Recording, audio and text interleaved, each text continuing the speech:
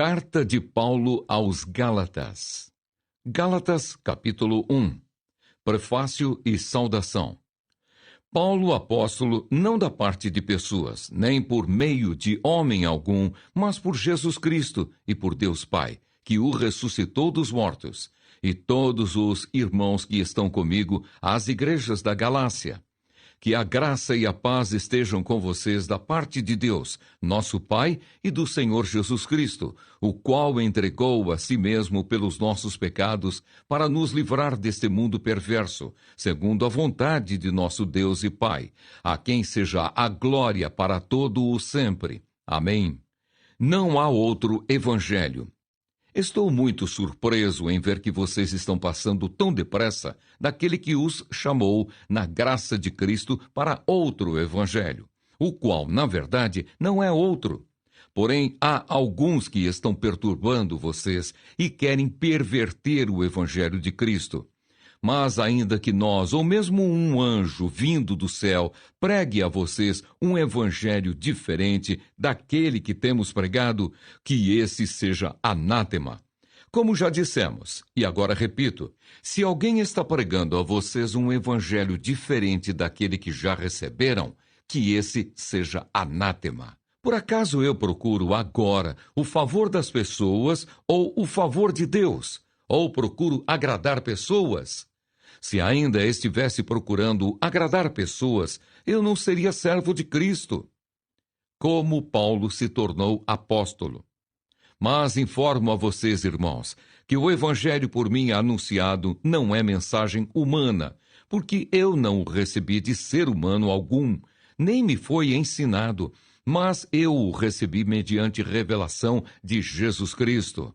Porque vocês ouviram qual foi, no passado, o meu modo de agir no judaísmo, como de forma violenta eu perseguia a igreja de Deus e procurava destruí-la. E na minha nação, quanto ao judaísmo, levava vantagem sobre muitos da minha idade, sendo extremamente zeloso das tradições dos meus pais. Mas quando Deus, que me separou antes de eu nascer e me chamou pela sua graça, achou por bem revelar seu Filho em mim, para que eu o pregasse entre os gentios, não fui imediatamente consultar outras pessoas. Nem fui a Jerusalém para me encontrar com os que já eram apóstolos antes de mim, mas fui para as regiões da Arábia e voltei, outra vez para Damasco. Passados 3 anos, fui a Jerusalém para me encontrar com Cefas e fiquei 15 dias com ele. E não vi outro dos apóstolos, a não ser Tiago, o irmão do Senhor. Ora, a respeito do que estou escrevendo a vocês, afirmo diante de Deus que não estou mentindo. Depois fui para as regiões da Síria e da Cilícia, e eu não era conhecido pessoalmente pelas igrejas da Judéia, que estão em Cristo. Ouviam somente dizer: aquele que antes nos perseguia, agora prega a fé que no passado procurava destruir. E glorificavam a Deus a meu respeito. Gálatas capítulo 2. O apostolado aos judeus e aos gentios. 14 anos depois, fui outra vez a Jerusalém com Barnabé, levando também Tito. Fui em obediência a uma revelação. E lhes apresentei o evangelho que prego entre os gentios, mas fiz isso em particular aos que pareciam de maior influência, para não correr ou ter corrido em vão. Mas nem mesmo Tito, que estava comigo, sendo grego, foi obrigado a submeter-se à circuncisão. E isto surgiu por causa dos falsos irmãos que se haviam infiltrado para espreitar a liberdade que temos em Cristo Jesus e nos reduzir à escravidão. A esses não nos submetemos por um instante sequer, para que a verdade do Evangelho permanecesse entre vocês. E quanto àqueles que pareciam ser alguma coisa, o que eles foram no passado não me interessa. Deus não aceita a aparência do homem. Esses, digo, que pareciam ser de maior influência, nada me acrescentaram. Pelo contrário, quando viram que me havia sido confiado o evangelho da incircuncisão, assim como a Pedro foi confiado o evangelho da circuncisão, pois aquele que operou eficazmente em Pedro para o apostolado da circuncisão, também operou eficazmente em mim para com os gentios. E quando reconheceram a graça que me foi dada, Tiago, Cefas e João, que eram reputados colunas, estenderam a mim e a Barnabé a mão direita da comunhão, a fim de que nós fôssemos para os gentios e eles fossem para a circuncisão. Somente recomendaram que nos lembrássemos dos pobres, o que também me esforcei por fazer. Paulo repreende Pedro. Quando, porém, Cefas veio a Antioquia, resisti-lhe face a face, porque havia se tornado repreensível. De fato, antes de chegarem alguns da parte de Tiago, ele comia com os gentios. Quando, porém, chegaram, começou a afastar-se e, por fim, separou-se, temendo-os da circuncisão.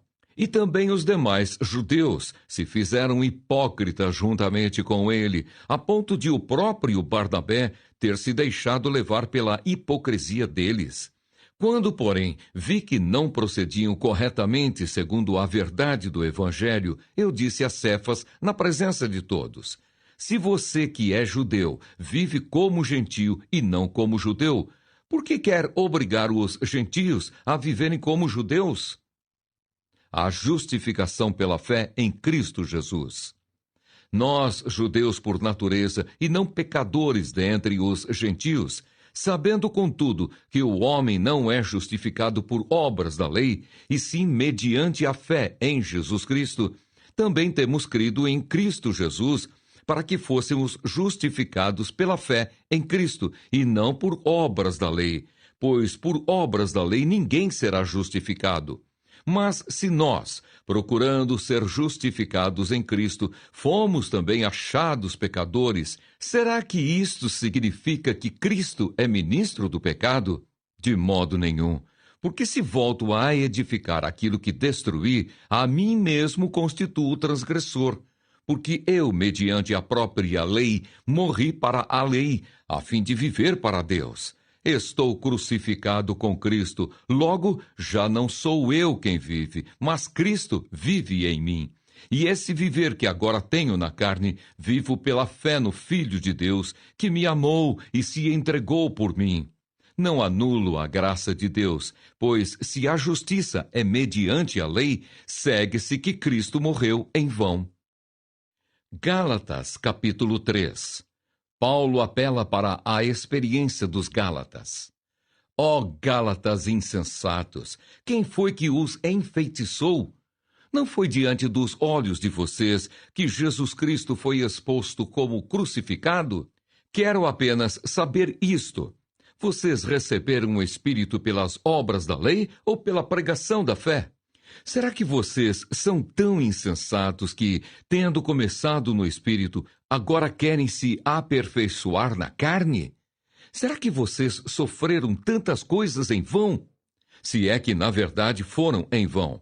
Aquele que lhes concede o Espírito e que opera milagres entre vocês, será que ele o faz pelas obras da lei ou pela pregação da fé? O exemplo de Abraão. É o caso de Abraão, que creu em Deus, e isso lhe foi atribuído para a justiça. Saibam, portanto, que os que têm fé é que são filhos de Abraão. Ora, tendo a Escritura previsto que Deus justificaria os gentios pela fé, pré-anunciou o Evangelho a Abraão, dizendo: em você serão abençoados todos os povos, de modo que os que têm fé são abençoados com o crente Abraão. Pois todos os que são das obras da lei estão debaixo de maldição, porque está escrito: maldito todo aquele que não permanece em todas as coisas escritas no livro da lei para praticá-las. E é evidente que pela lei ninguém é justificado diante de Deus, porque o justo viverá pela fé. Ora, a lei não procede de fé, mas aquele que observar os seus preceitos, por eles viverá. Cristo nos resgatou da maldição da lei, fazendo-se ele próprio maldição em nosso lugar. Porque está escrito: maldito todo aquele que for pendurado em madeiro, para que a bênção de Abraão chegasse aos gentios em Cristo Jesus, a fim de que recebêssemos pela fé o Espírito prometido. A lei não pode invalidar a promessa. Irmãos, falam em termos humanos. Ainda que uma aliança seja meramente humana, uma vez ratificada, ninguém a revoga ou lhe acrescenta coisa alguma. Ora, as promessas foram feitas a Abraão e ao seu descendente. Não diz, e aos descendentes, como falando de muitos, porém como falando de um só, e ao seu descendente, que é Cristo. E digo isto, uma aliança já anteriormente confirmada por Deus não pode ser revogada pela lei que veio 430 anos depois, a ponto de anular a promessa. Porque se a herança provém de lei, já não decorre de promessa, mas foi pela promessa que Deus a concedeu gratuitamente a Abraão. Logo, para que é a lei? Ela foi acrescentada por causa das transgressões, até que viesse o descendente a quem se fez a promessa e foi promulgada por meio de anjos, pela mão de um mediador. Ora, o mediador não é de um só, mas Deus é um só.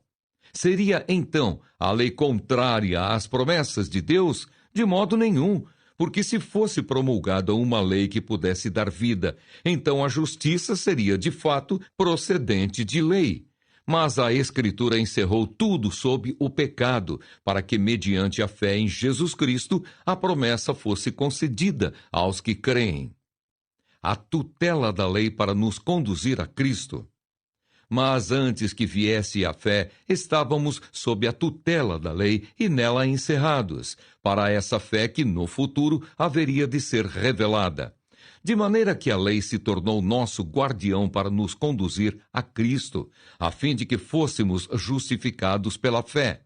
Mas agora que veio a fé, já não permanecemos subordinados ao guardião, pois todos vocês são filhos de Deus mediante a fé em Cristo Jesus. Porque todos vocês que foram batizados em Cristo, de Cristo se revestiram. Assim sendo, não pode haver judeu nem grego, nem escravo nem liberto, nem homem nem mulher, porque todos vocês são um em Cristo Jesus. E se vocês são de Cristo, são também descendentes de Abraão e herdeiros segundo a promessa. Gálatas, capítulo 4. A nossa filiação em Cristo. Digo, porém, o seguinte: durante o tempo em que o herdeiro é menor de idade, em nada difere de um escravo, mesmo sendo senhor de tudo, mas está sob tutores e curadores até o tempo pré-determinado pelo Pai. Assim também nós, quando éramos menores, estávamos escravizados aos rudimentos do mundo. Mas quando chegou a plenitude do tempo, Deus enviou o seu Filho, nascido de mulher, nascido sob a lei, para resgatar os que estavam sob a lei, a fim de que recebêssemos a adoção de filhos. E porque vocês são filhos, Deus enviou o Espírito de seu Filho ao nosso coração. E esse Espírito clama: Abba, Pai. Assim você já não é mais escravo, porém filho, e sendo filho, também é herdeiro por Deus. A preocupação de Paulo pelos Gálatas. Mas no passado, quando não conheciam a Deus, vocês eram escravos de deuses que, por natureza, não são deuses.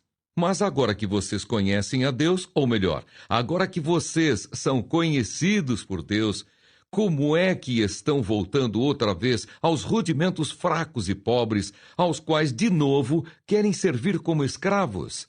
Vocês guardam dias, meses, tempos e anos. Receio que o meu trabalho por vocês tenha sido em vão. Sejam como eu sou, porque também eu sou como vocês. Isto é o que lhes peço, irmãos. Vocês não me ofenderam em nada, e vocês sabem que eu lhes preguei o Evangelho a primeira vez por causa de uma enfermidade física.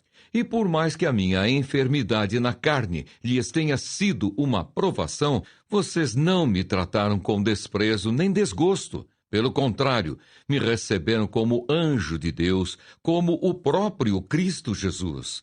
O que aconteceu com a felicidade que vocês tinham? porque posso dar testemunho de que, se fosse possível, vocês teriam arrancado os próprios olhos para me dar. Será que, por dizer a verdade, me tornei inimigo de vocês? Esses que se mostram tão zelosos em relação a vocês não estão sendo sinceros. O que eles querem é afastar vocês de mim para que vocês se interessem por eles. É bom ser sempre zeloso pelo bem e não apenas quando estou com vocês, meus filhos, por quem, de novo, estou sofrendo as dores de parto até que Cristo seja formado em vocês. Bem que eu gostaria de estar agora aí com vocês e falar em outro tom de voz, porque estou perplexo com vocês. Sara e Agar, alegoria das duas alianças. Digam-me vocês, os que querem estar sob a lei, será que vocês não ouvem o que a lei diz? Pois está escrito que Abraão teve 2 filhos, um da mulher escrava e outro da mulher livre. O filho da escrava nasceu segundo a carne. O filho da mulher livre nasceu mediante a promessa. Estas coisas são alegóricas, porque essas mulheres são 2 alianças. Uma se refere ao Monte Sinai, que gera para a escravidão. Esta é Agar. Ora, Agar é o Monte Sinai na Arábia e corresponde a Jerusalém atual, que está em escravidão com os seus filhos. Mas a Jerusalém lá de cima é livre e ela é a nossa mãe, porque está escrito: alegre-se, ó estéril, você que não dá à luz. Exulte e grite, você que não sente dores de parto, porque os filhos da mulher abandonada são mais numerosos do que os filhos da que tem marido. Mas vocês, irmãos, são filhos da promessa como Isaque. Como, porém, no passado aquele que nasceu segundo a carne perseguia o que nasceu segundo o Espírito, assim também acontece agora. Mas o que diz a Escritura? Ela diz: mande embora a escrava e seu filho, porque de modo nenhum o filho da escrava será herdeiro com o filho da mulher livre. Portanto, irmãos, somos filhos não da escrava, mas da livre. Gálatas, capítulo 5. A liberdade cristã. Para a liberdade foi que Cristo nos libertou.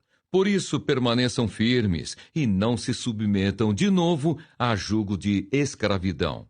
Eu, Paulo, lhes digo que se vocês se deixarem circuncidar, Cristo não terá valor nenhum para vocês. De novo testifico a todo homem que se deixa circuncidar que o mesmo está obrigado a guardar toda a lei. Vocês que procuram justificar-se pela lei estão separados de Cristo. Vocês caíram da graça de Deus, porque nós, pelo Espírito, aguardamos a esperança da justiça que provém da fé. Porque em Cristo Jesus nem a circuncisão, nem a incircuncisão tem valor algum, mas a fé que atua pelo amor. Vocês vinham correndo bem. Quem foi que os impediu de continuar a obedecer à verdade? Esta persuasão não vem daquele que os chamou. Um pouco de fermento leveda toda a massa. Tenho confiança no Senhor de que vocês não mudarão a sua forma de pensar. Mas aquele que está perturbando vocês, seja ele quem for, sofrerá a condenação. Mas, irmãos, se ainda prego a circuncisão, por que continuo sendo perseguido? Nesse caso, estaria desfeito o escândalo da cruz. Quem dera até se mutilassem aqueles que estão perturbando vocês. A liberdade é limitada pelo amor. Porque vocês, irmãos, foram chamados à liberdade, mas não usem a liberdade para dar ocasião à carne. Pelo contrário, sejam servos uns dos outros pelo amor. Porque toda a lei se cumpre em um só preceito, a saber: ame o seu próximo como a você mesmo.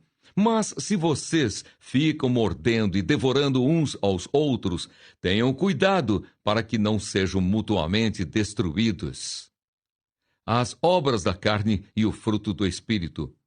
Digo, porém, o seguinte: vivam no Espírito e vocês jamais satisfarão os desejos da carne.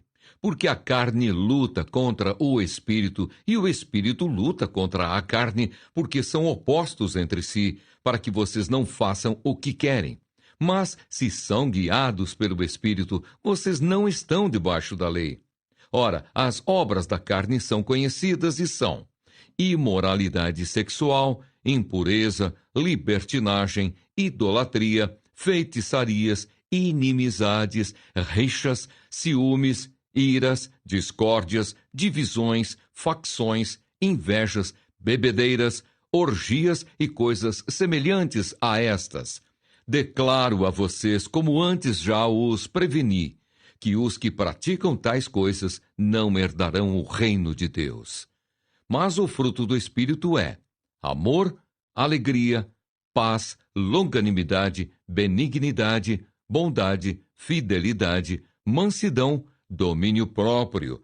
Contra estas coisas não há lei. E os que são de Cristo Jesus crucificaram a carne com as suas paixões e os seus desejos.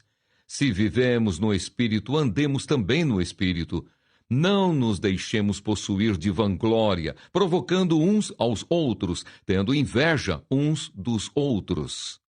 Gálatas capítulo 6. O auxílio mútuo e a responsabilidade pessoal. Irmãos, se alguém for surpreendido em alguma falta, vocês que são espirituais, restaurem essa pessoa com espírito de brandura, e que cada um tenha cuidado para que não seja também tentado. Levem as cargas uns dos outros e assim estarão cumprindo a lei de Cristo. Porque se alguém julga ser alguma coisa, não sendo nada, engana a si mesmo. Mas que cada um examine o seu próprio modo de agir, e então terá motivo de gloriar-se unicamente em si e não em outro, porque cada um levará o seu próprio fardo. O que a pessoa semear, isso também colherá. Mas aquele que está sendo instruído na palavra, compartilhe todas as coisas boas com aquele que o instrui. Não se enganem, de Deus não se zomba, pois aquilo que a pessoa semear, isso também colherá. Quem semeia para a sua própria carne, da carne colherá corrupção. Mas quem semeia para o Espírito, do Espírito colherá vida eterna. E não nos cansemos de fazer o bem, porque no tempo certo faremos a colheita, se não desanimarmos. Por isso, enquanto tivermos oportunidade, façamos o bem a todos, mas principalmente aos da família da fé. Conselhos finais e saudações. Vejam com que letras grandes escrevi a vocês de próprio punho. Todos os que querem ostentar-se na carne, esses querem obrigar vocês a se deixarem circuncidar, e agem assim somente para não serem perseguidos por causa da cruz de Cristo. Pois nem mesmo os que se deixam circuncidar guardam a lei, mas querem apenas que vocês se submetam à circuncisão, para que eles possam se gloriar na carne de vocês. Mas longe de mim gloriar-me, senão na cruz de nosso Senhor Jesus Cristo, pela qual o mundo está crucificado para mim, e eu estou crucificado para o mundo. Pois nem a circuncisão é coisa alguma, nem a incircuncisão, mas o ser nova criatura. E a todos os que andarem em conformidade com esta regra, paz e misericórdia sejam sobre eles e sobre o Israel de Deus. Quanto ao mais, ninguém me moleste, porque eu trago no corpo as marcas de Jesus. Bênção. A graça de nosso Senhor Jesus Cristo esteja com o espírito de vocês, irmãos. Amém.